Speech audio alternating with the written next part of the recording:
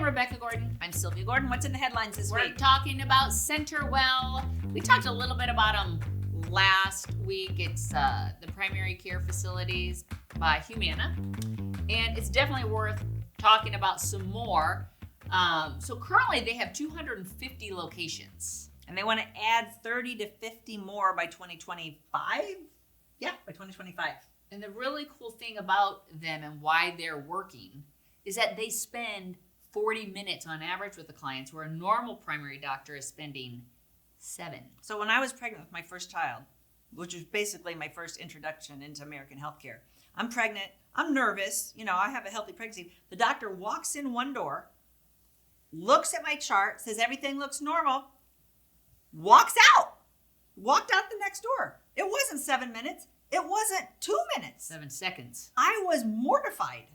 How scary. That's scary. I was. Because you have questions. I'm a new mom. Yeah, I was totally fine, but what? And then I need somebody to spend 40 minutes with me. I want to talk. I want to talk about what's happening. It's funny you said that, because Dr. Bledsoe, our doctor who just retired, she put on my chart, she needs extra time. She needs to talk. I need to hold my hand. Well, and this is something like when I was having gastro issues. Bowel problems? No. Hemorrhoids, okay? I had to have hemorrhoidectomy, okay? So the doctor comes in. I don't want to jump right into it. It's embarrassing. It's delicate. And so we're talking, and he's like, and I want to it takes me a while. To warm up. It takes me a while before I'm going to kind of talk about it. Yeah. So if you're just going to be like, what's wrong, I'm fine. Because I'm not going to just lead with that. I'm just not going to lead with it. You talk about the weather. Yeah. Which could then I'm going to say I've had a little indigestion, but I'm not going to go into it. So this is where you want to go. This model works. They're putting their money there, and it's good for your clients. Yeah. What else is in the news? All right. So we have some pushback. UnitedHealthcare and Cigna are halting policies after some pushback. Well, the problem is they wanted to do more prior authorization because they're trying to save money, be profitable. I get that.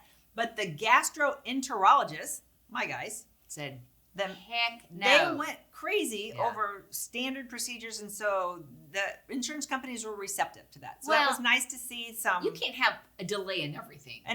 Right. So that does make sense. All right, CMS halts Medicaid redeterminations. So this started in April. This has been a mess. It has been a mess. It's been a mess because a lot of times they don't have the staffing to re-enroll these people. Millions of people. So we knew this was going to happen because during COVID, they didn't make anybody prove they remained eligible for Medicaid. So we got 3 years, whole bunches of people that need to have a redetermination if they're eligible. So they were just getting kicked off and creating havoc for people. But a lot of them, because of all this havoc, they were getting kicked off due to procedural reasons. Yeah. Rather than being determined ineligible. Yeah. So in New Mexico and Georgia and South Carolina, 90% of the people were kicked off inadvertently. So CMS said, hey, you guys, you states aren't doing a good job. And it's not like the states didn't have ample notification that this was coming about. We've been talking about redetermination. We've been talking about it for a long time. It's not shocking that it's being handled poorly. But I've had so many senior clients or their kids call me and say, what's going on with my mom? That's frustrating. Like what happened with her? And I'm like, well, she obviously lost some benefit. I'm thinking she lost something because of Medicaid. She's got to go reapply and get it started again. It's a mystery for millions of people. 3 million people, they said. At least 3 million. At least 3. Yeah, it's nuts. What else is going on? So CMS finalizes the rule addressing prior authorization. So this is a very contentious topic for Medicare Advantage plans. So they want to say that if you go from one Medicare Advantage plan to another Medicare Advantage plan, that they're gonna you can't get another prior authorization.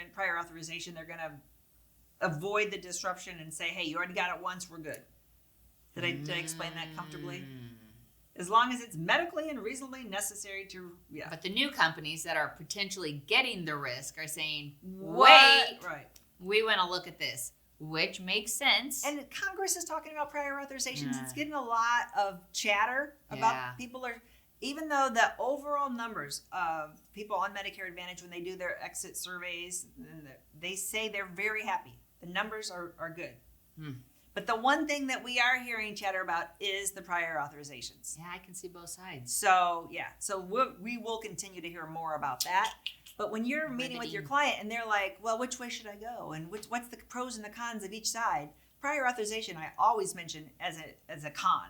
There's some extra hurdles, some extra paperwork that you don't have on the Medicare supplement side. Hope you learned something this week. If you did, let us know in the comments. Share your thoughts on these topics. Good selling, folks. We'll see you next week.